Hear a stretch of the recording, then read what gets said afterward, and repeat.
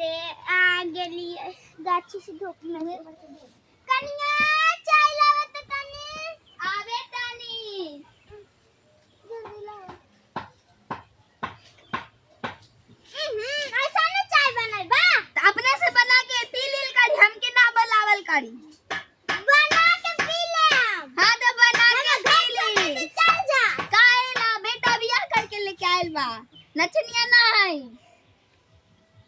आवे दा ओके बताओ तनी हम हां बता दे और साथ में अपने करतूत बता दे अरे काहे खातिर अल्लाह होता हो आइनिया करो कट कर तारू अरे चुप के त घर में रहे अरे चुप देखा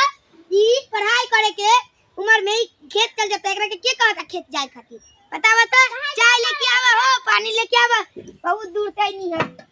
चाय लेके आवा पानी लेके ये बुढ़िया जे मिले आओ खो चुपचाप रह हमें पहले कले हमरे बोले छे जब तक बेटा मम्मी बोले है ना तब तक बेटा रहे है मम्मी हाय अंदर जो ना गे भाग